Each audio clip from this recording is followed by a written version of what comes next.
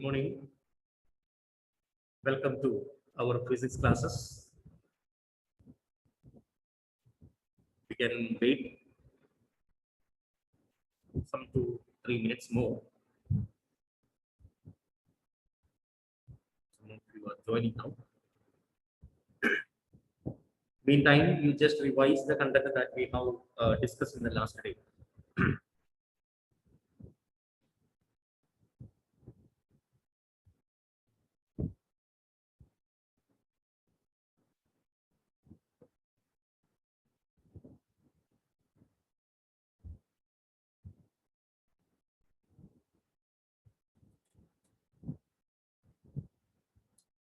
Yesterday we talked about cell, electric cell, then its potential difference, EMF, internal resistance, then the in relation between EV and R, EMF, terminal potential difference, and internal resistance. We define internal resistance as such. Internal resistance is the resistance offered by electrolyte in between the plates of a cell. Then today we are going to combine electric cells so as to obtain our required values, required potential values or EMF values that cannot be achieved by a single cell.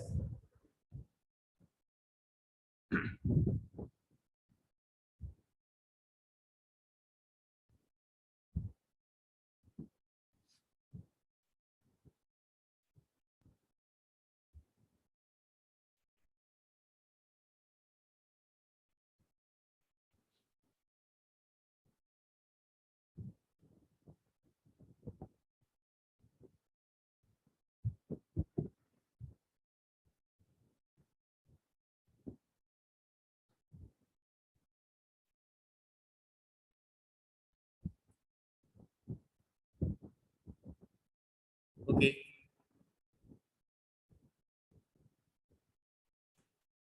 So during the last sessions, we were talking about the presence of cells in an electric circuit. So electric cells are source of electrical energy which can maintain a current through a circuit. 1 minute.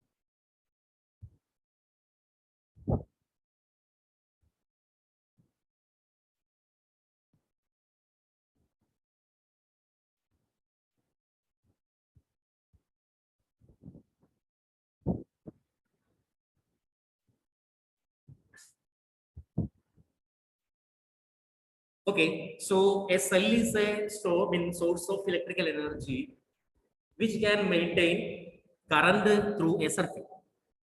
And it has its own resistance called internal resistance. And that internal resistance is provided by the electrolyte present in between the plates of plates of that cell. So each cell has its own potential. Each cell has its own potential. When you see our torch cell, that torch cell is having 1.5 volt. You can see on that curved surface, it is written 1.5 volt. And it has a negative terminal and has a positive terminal. Negative terminal is the bottom, and the positive terminal is a knob at the top surface. So if you are having a wire and a piece of wire and a torch cell and a torch bulb, if you are connecting the end to, suppose you are having this cell. One end is positive and the other is negative. And when you are touching the wire, one end of these wires with this positive and the negative end, and here you are connecting a torch bulb, you can see it is glowing. And if you are touching this positive terminal somewhere else, this wire with somewhere else, it will not glow. Which means the bottom end is the negative and the top end is the positive of a torch cell. And in torch cell, the electrolyte is not in the form of a solution. I mean, it's a solution, but it is a solid solution. That is in the form of powder. If you are breaking the torch cell, you can find some black powder inside, and that is its electrolyte. Okay. Anyhow, if you consider a cell, that cell is having its own internal resistance also. It has internal resistance also. So if you are representing a cell, this cell is contains a cell with an internal resistance. Internal resistance is always E with an R or B with an R. This is a symbol for a cell. As I already told you, with a single cell, sometimes our potential requirement cannot be achieved. So for that, what we have to do, you have to go for combination of resistors. Sorry, combination of cells. So you write combination of cells.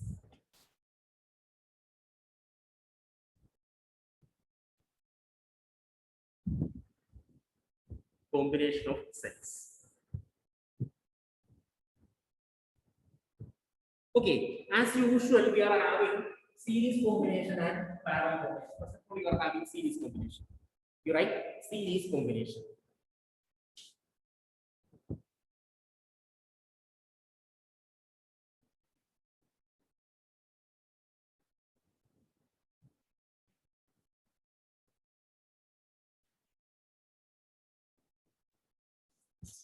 Series combination of cells. Series combination of cells.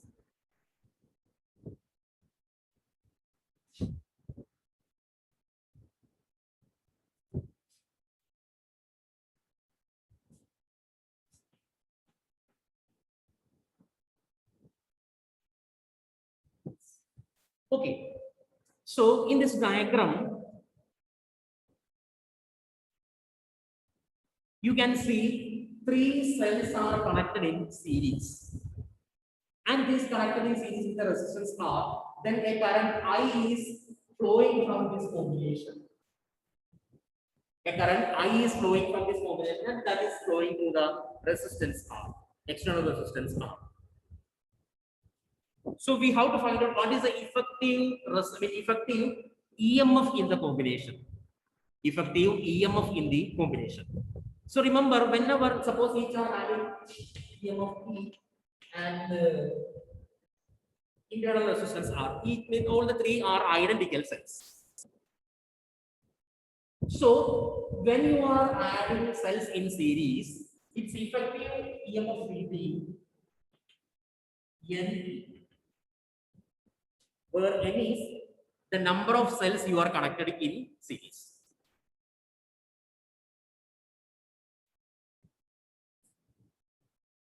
Suppose they are of different EMF than E1 plus E2 plus E3, then we are adding all the EMF to get the effective EMF when the series when they are connected in series. So only remember you remember only whenever the cells are connected in series, effective EMF will be sum of individual EMF. Actually, it will be E plus E plus E. That is 3E. If they are identical, then NE will be the effective EMF. And what will be effective resistance here? R effective. R effective will be, see, 3R in series with a capital R. So these R plus R plus R is the total internal resistance. So that will be NR plus capital R plus R plus R. That will be 3R plus capital R. All R in series. So that will be NR plus capital R will be the R effective. Then what will be the current flowing? Current flowing will be E effective divided by R equal to NE divided by NR. So NR plus capital. Take it down. If cells are connected in series, effective EMF will be NE, effective resistance will be NR plus capital R, I will be E effective given the R effective, that is NE divided by NR plus capital R, where capital R is the external resistance and NR is the total internal resistance of the 3 cells or N cells connected in series.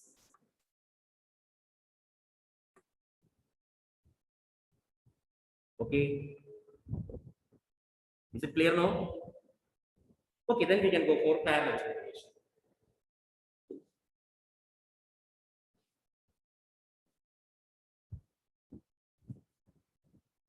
You write parallel combination.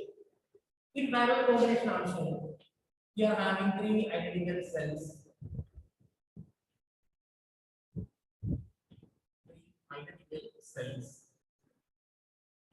connected in parallel and connected to an external resistance R, then a current I is flowing. So these are having EMF E and internal resistance R.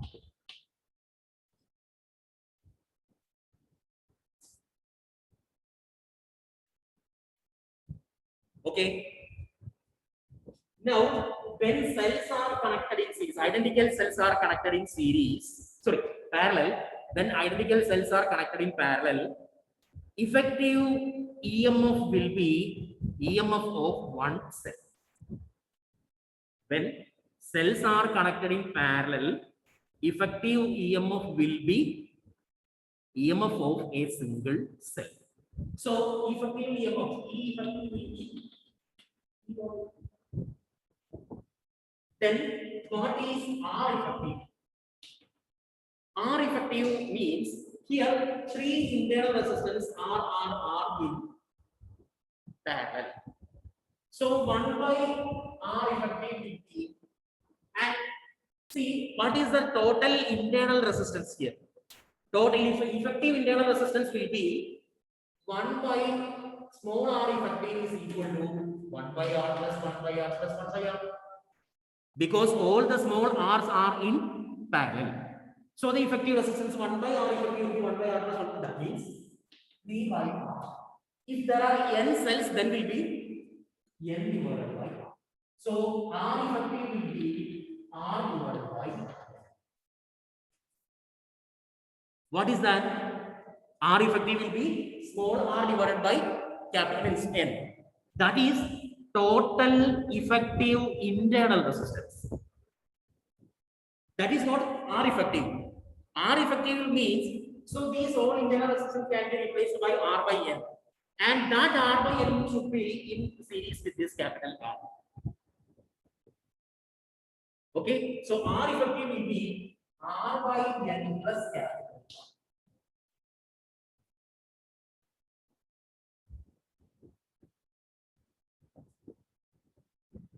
Is it clear how it comes? This R by N is the effective internal resistance of all the cells connected in parallel. That is in series with the external resistance R. So the combination of net internal resistance plus the external resistance will be the R effective. Now I is equal to E effective divided by R effective. It's equal to E divided by R plus R, which implies NE divided by R plus N.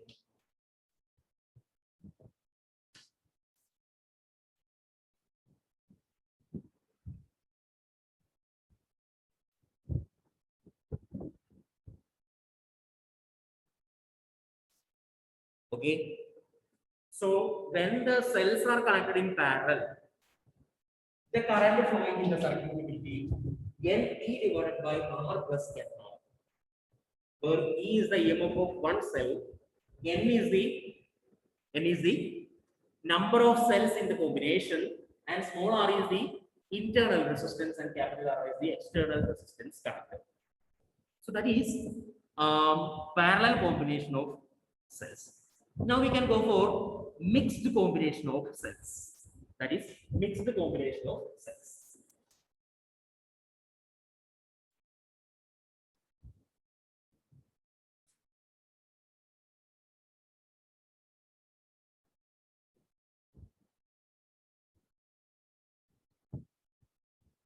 Okay, in mixed combination of cells, first of all, we have series of combinations, and these series combinations are connected in parallel. In mixed type of combination, we are having series of combinations, and these series combinations are connected in parallel. Did you get? See, we are having one series here. See, these three cells are connected in series. Okay, each are having E and R. Another series is the similar series is the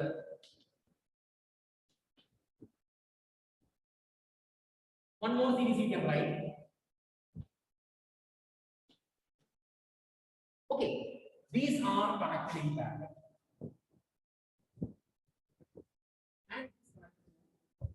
And external resistance capital R. Then a current I is going. Make the diagram.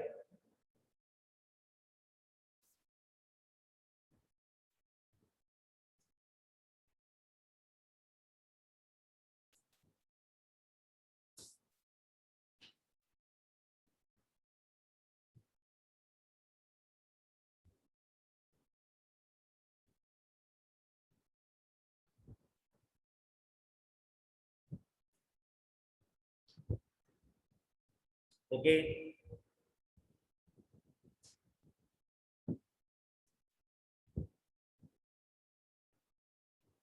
See, listen carefully here. What is E effective now? I am removing this diagram. What is E effective now?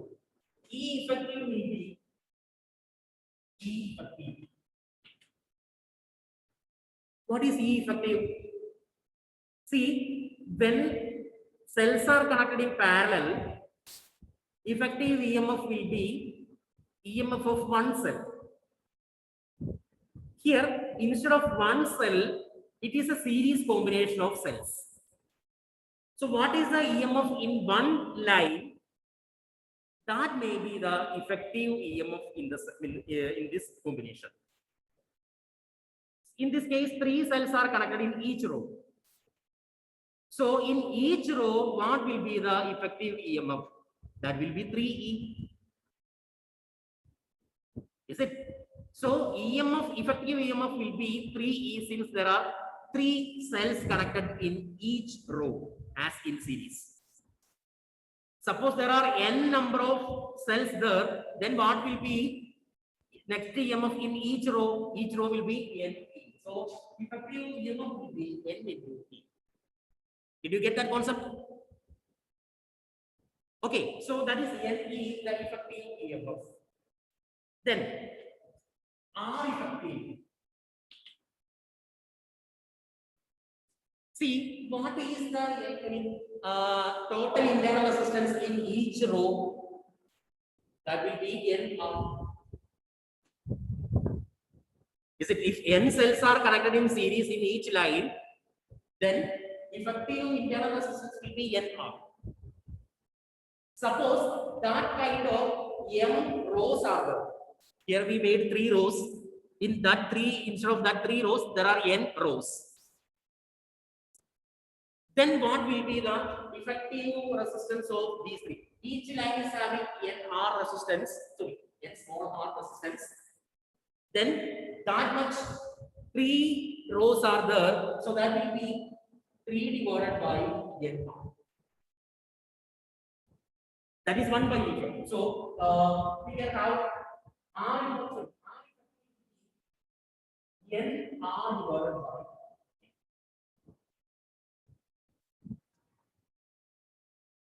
Okay. This is the total internal resistance of the combination. That is the total internal resistance of the combination. And that internal resistance is in series with this external resistance.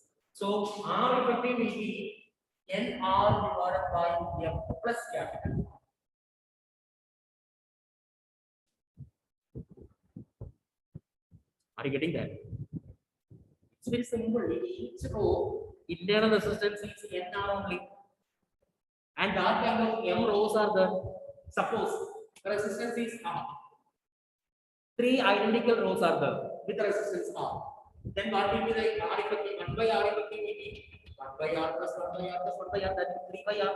So that will become R effective will become R by 3. Similarly, there are M rows, that will be N R divided by M. Then you can find out what is the current in the circuit. Current is equal to E effective divided by R effective, which is equal to NE divided by NR plus capital R divided by M. Then that will be MNE divided by MNE divided by NR plus M. Effective, the current in the circuit will be MNE divided by NR plus M capital R.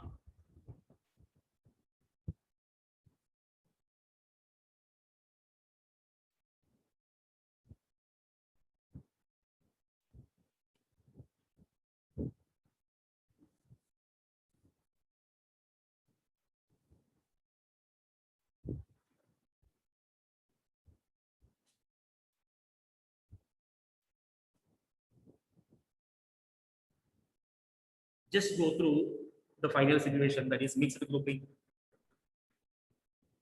What is the net resistance? What is the net EMF? Then what is the current? If you find any difficulty, you can ask that.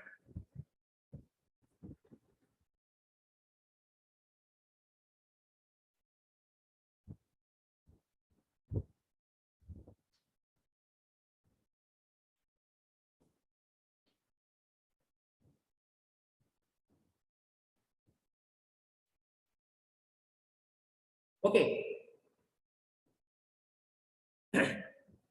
Yes. Who is that?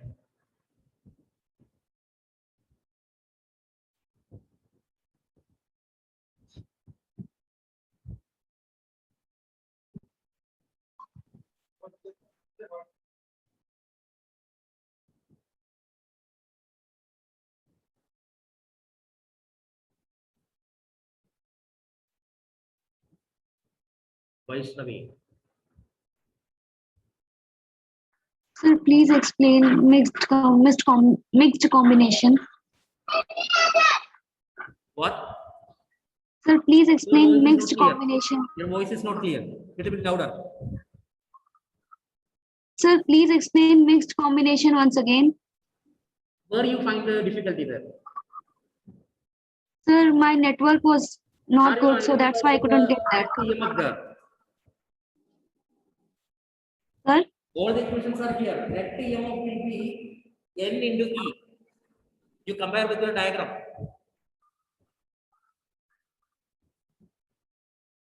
And R effective will be NR divided by M plus capital R, because NR by M is a total internal resistance of all the cells connected in mixed grouping, and capital R is the external resistance connected.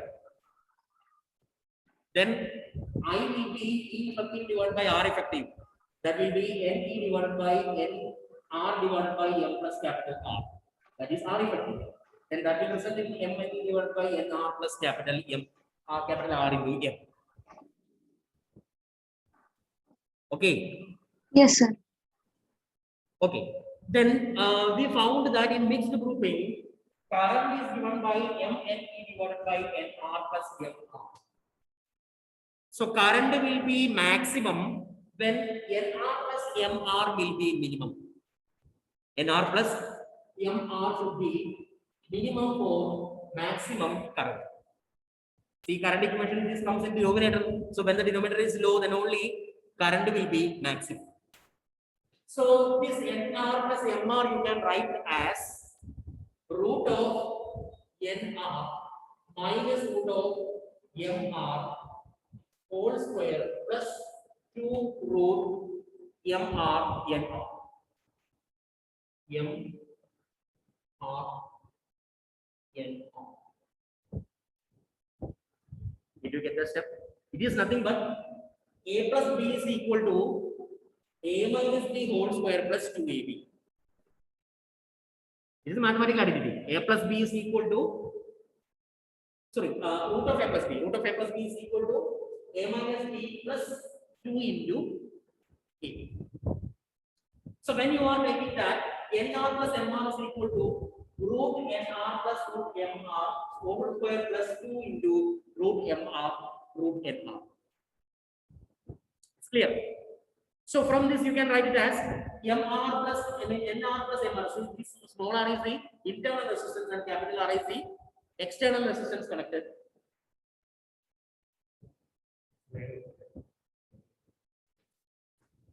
So root nr plus root mr whole square plus 2 root mr root nr. Then this quantity should be minimum. Nr plus mr should be minimum for current to be maximum.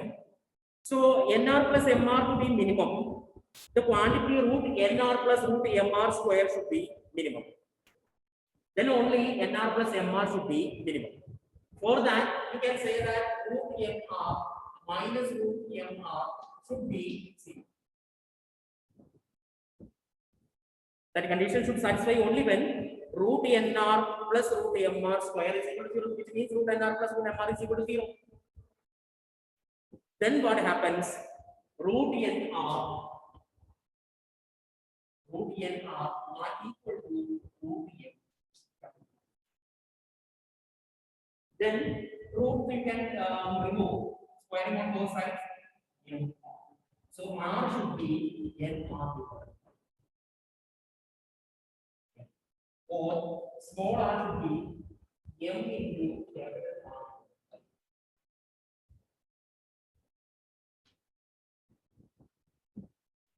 What it says, you just take it out first.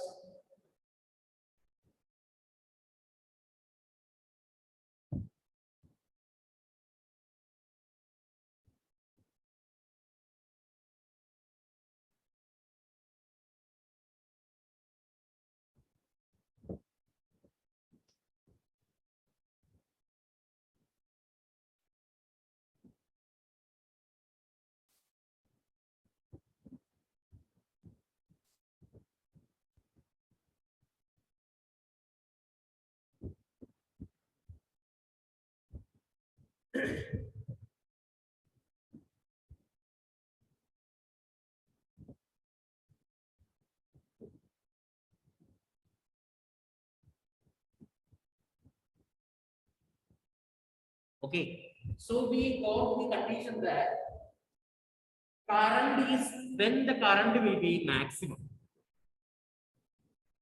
When the current will be maximum, when small r is equal to mr divided by n. Small r is equal to mr divided by n. So in the mixed grouping, the current in the external circuit will be maximum. Current in the external circuit will be maximum when the internal resistance of the battery equal to the external resistance. Total internal resistance should be equal to, this is the total internal resistance, effective internal resistance we are got as nr divided by m. That is our total effective internal resistance. If that total internal resistance is equal to the external resistance connected, then only you will get maximum current in the external circuit. You will get the maximum current in the external circuit. Okay, so that is the mixed grouping. In mixed grouping, current is maximum when the total internal resistance of all the cells should be equal to the external resistance connected. That you remember always. In a mixed grouping, current will be maximum when the total internal resistance is equal to the external resistance connected. That is one of the important factors that you have to remember regarding mixed grouping of cells. Okay, so we have seen 3 types of cells combination: series combination, parallel combination, as well as mixed grouping of cells.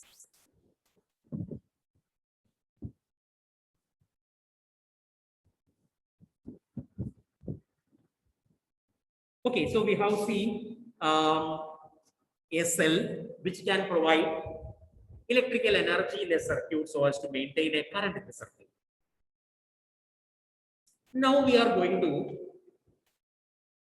analyze a DC circuit.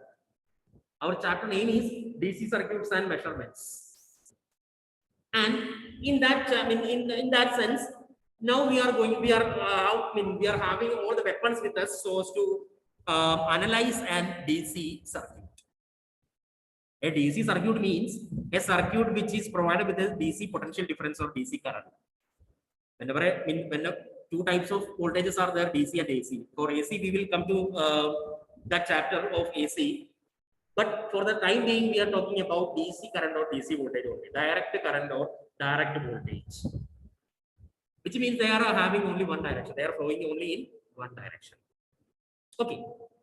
Anyhow, we need to analyze a circuit. We need to analyze a circuit which is provided with an AC potential, sorry, DC potential.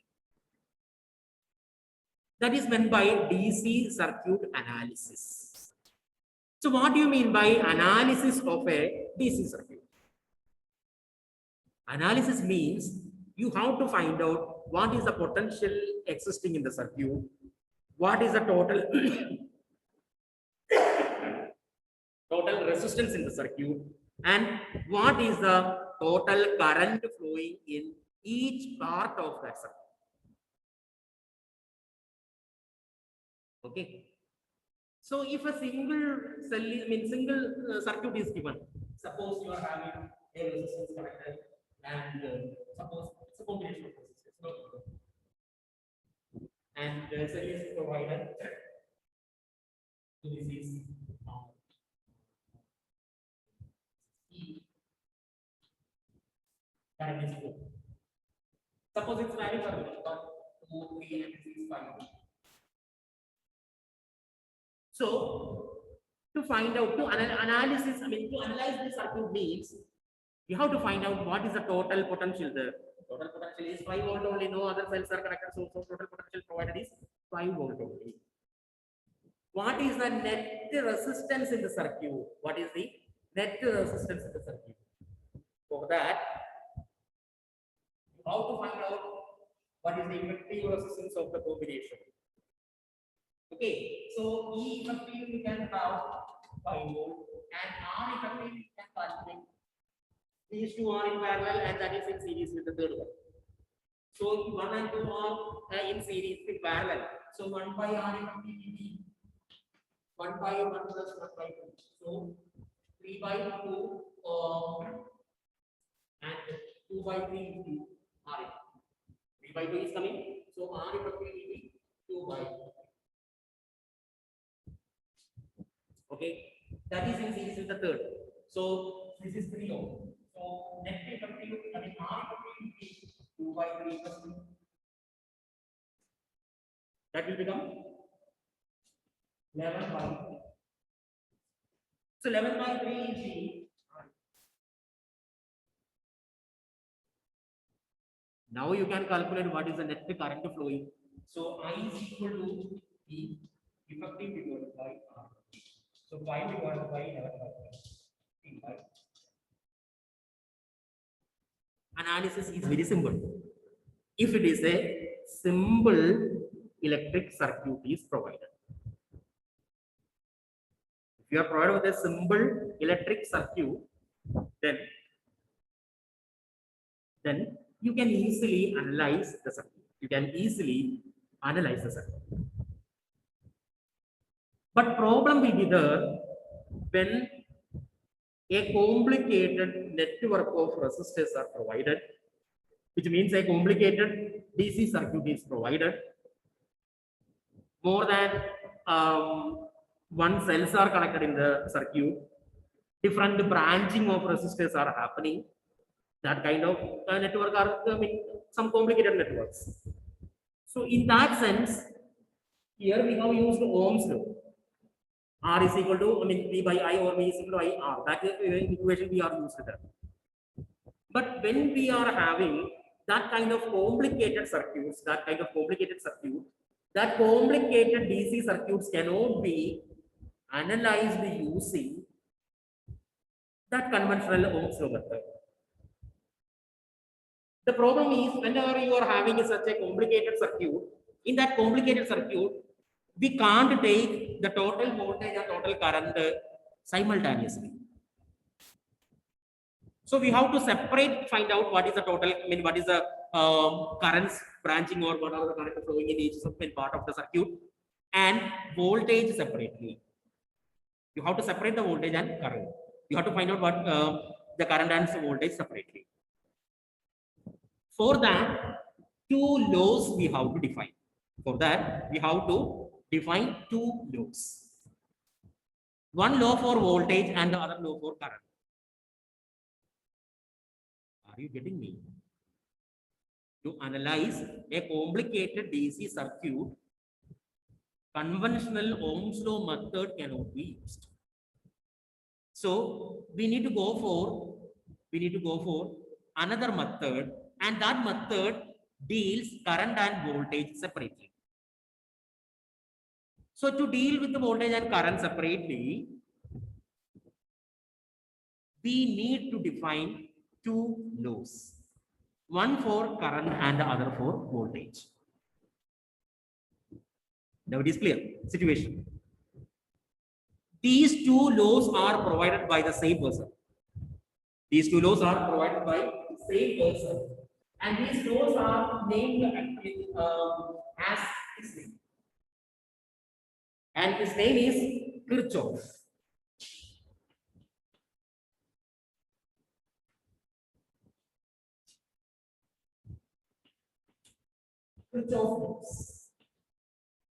Kirchhoff's laws.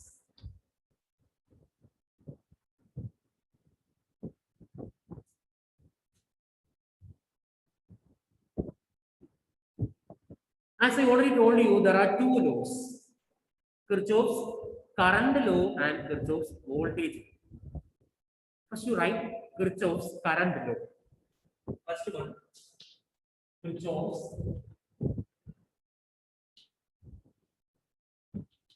current law.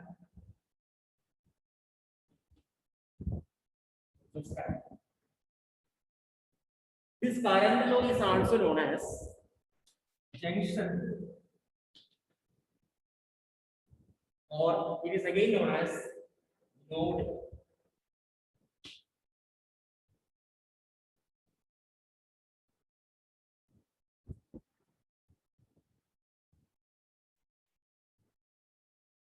Okay. So Kirchhoff's current law, Kirchhoff's junction law, Kirchhoff's node law, all are same.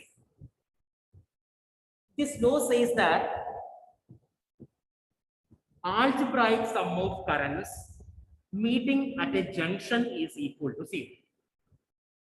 Algebraic sum of currents meeting at a junction in a circuit equal to 0. Write the statement. It states that algebraic sum of currents meeting at a junction, algebraic sum of currents meeting at a junction in a circuit is 0. Algebraic sum of currents meeting at a junction in a circuit is 0. Mathematically, we can express that sigma I equal to 0.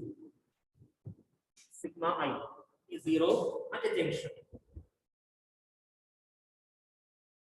Okay, suppose, listen here. Suppose you are having a circuit like this.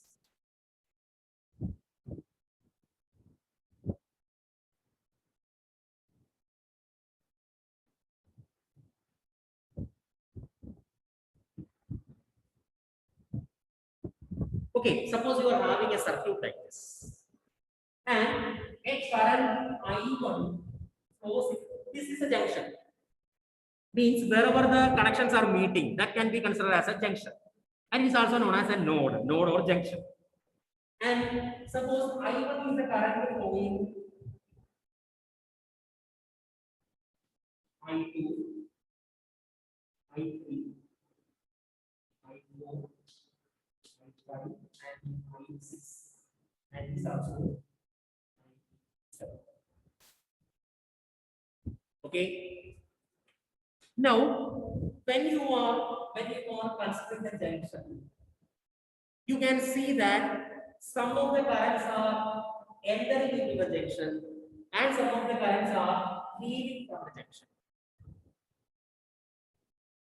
Can you identify that? Some of the currents are entering into or coming into the junction and some of the currents are moving away from the junction. When you are considering I1 is moving towards the junction. I2 is also moving into the junction. I3 is also moving into the junction. Then I7 is also moving into the junction. Okay, so I1, I2, I3, I7 are entering currents, and entering currents can be considered as positive. Entering current are considered as positive. Then I4, I5, and I6. See the direction of current is moving away, and moving away. Sigma I is equal to 0. Sigma I equal to 0 means, or sigma I, when you are calculating sigma I, we can say that I1 plus I2 plus I3 plus I7 plus minus I4 plus minus I5 plus minus I6. Because currents entering into a junction is positive and current leaving that junction is negative. Current entering into a junction is positive and current leaving from the junction is negative. Okay. So we have already said that sigma I is equal to 0. So we have connected all the currents in the junction and that should be equal to 0. Then we can say that I1 plus I2 plus I3 plus I7 equal to I4 plus I5 plus I6. Okay, all the negative terms you can take into the right hand side because it is equal to 0. So all the negative terms you can take into the right hand side. So what is this? This is the sum of the currents entering into the junction. What is this? This is the sum of currents leaving the junction. So according to Kirchhoff's first law, total current entering into a junction is equal to total current moving away from the junction. Total current entering into a junction is equal to total current leaving the junction. Are you getting that? No current will be stagnated at a junction. Whatever current enters into a junction, that much current will leave that junction. No current will be stored at any junction of a circuit. That is an important result in analysis of a DC circuit. Total current entering into a junction is equal to total current leaving the junction. Take it down. Total current entering in the junction is equal to total current leaving the junction. That's all about Kirchhoff's first law. That's all about Kirchhoff's first law. Okay. So Kirchhoff's second law, we will talk about it in the next class. And using this Kirchhoff's first law and second law, that is current law and voltage law, we are analyzing the DC circuits. Analysis of DC circuit is very much important because one problem will be sure in your board paper. One problem related to Kirchhoff's laws will be a sure question in your board examination. So completing with that voltage law, we will start analyzing DC circuit. That we will do in the next class. Okay. I hope Kirchhoff's current law is clear with you. Whatever current enters into a junction, that much current will leave. That means algebraic sum of currents at a junction is equal to 0. Okay. So today we have gone through the combination of cells and Kirchhoff's current. All of you revise it, and if you find any problem that we can